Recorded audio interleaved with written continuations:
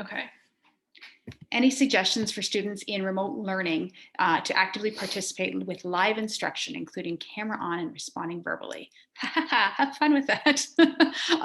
No, in all seriousness, though, I'm doing a webinar on this in a couple weeks for you guys because we're getting a lot of questions like that, and frankly, we're struggling with it too. It's a really tough one, right? You know, if you would have told me back in February that we'd be going virtual and this is what it would be like now, I would have probably laughed. And then, you know, in March, and if you told me that we'd still be doing this in November, probably would have laughed even harder and said, yeah, no, right. It's only going to be for a couple weeks. But this is our new reality now, and it's our new reality for a long time. So what do? It's tough. I mean, it's really, really tough. Sometimes it's like there's not a lot you can do. And sometimes, depending on the student, you look at motivation, you look at reinforcements. So, you know, in a remote learning activity, again, looking at your screen, is there anything fun that you can do on the screen to capture motivation? You know, depending on age, depending on ability, you know, using a lot of visuals, sharing your screen almost the entire session. So it's not just chat. We should probably, like we're doing right now. Yeah, we should probably take our own advice, right?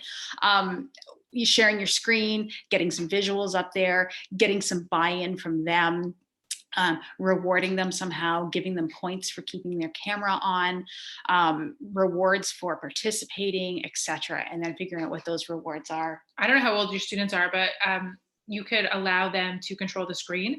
So if you have times where they're more actively engaged, you could allow them to control the screen. You can have the whiteboard on and they could be participating as opposed to just listening. So that's an option. And then any like smart board activity could be done that way because they could, you know, drag and match and do any one of those things, any of those assignments. Also, we've been using a lot of boom cards. I don't know if you're familiar with those, but those are more interactive. And they're just better like visuals. They're more stimulating.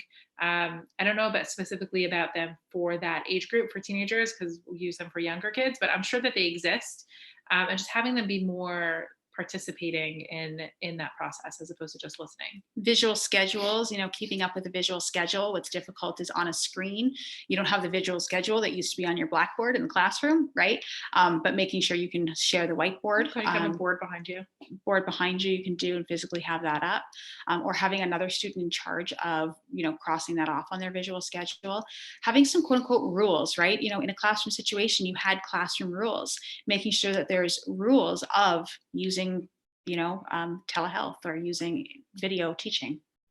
Yeah, you may need to have parents help in enforcing those rules, unfortunately. Yeah, and then just points for showing up. Here, you know what, here's a point for showing up, here's this. And, you know, you really want to get students talking about like, oh, I'm so glad I showed up because otherwise I missed out, right? Like, what did they miss out on? And that's the, you know, that's the culture you want to promote. What did they miss out on today? And I'm not sure how to do that, but just again, giving you ideas for motivation, right? So just, oh wow, like if I wouldn't have been on today, I wouldn't have seen, you know, I wouldn't have seen this, right? Similar to like giving out candy when you're in a classroom situation.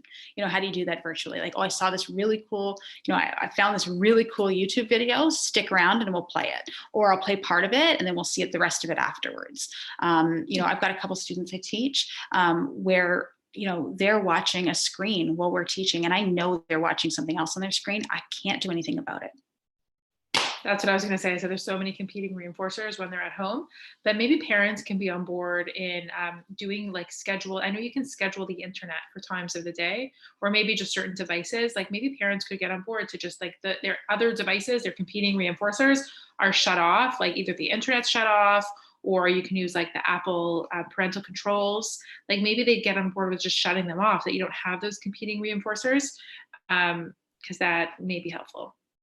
Yeah, you know, what type of reinforcers? You know, they're at home, you're there, what do? You know, you could always, as an adolescent, I don't know if parent notes still work, right? But, you know, emailing parents and saying, wow, you know, Billy did such a really great job today. Amazing. Sometimes that works. That can go far. Gift cards. Or they earn points for gift cards and you know, email them a gift card if you've got money in your budget for that. If you've got, you know, you can send them, you know, virtual high fives, stuff like that. You can, you know, do a link to a YouTube video if you've got some type of group contingency and, you know, show them like a crazy YouTube video halfway through and and then at the end, certain intervals throughout as well. But this is back to, if you can limit their alternate reinforcers that they're getting at home, and now you are the only technology, then you have technology, right? So if they don't have the iPad next to them and they can't use it, and you give them a chance to play a video game or something on your computer, then that becomes reinforcing because they're a little bit more deprived of that. So that's where it's like thinking about the competing reinforcers. And if they're constantly in a state of satiation, you're going to struggle. But if you can limit some of those that they have access to at home, then it opens up a lot more reinforcers for you. There's also a game called Kahoot. I don't know if you've heard of it or not. It's just, hold on, I'll type it in the chat. Kahootit.com. It's like an interactive, almost like a Family Feud, but it's, okay, everybody click on this, and it pops up on your screen and you can share it. So you can create specific surveys, etc. And just playing games to learn curriculum that way will get buy-in as well.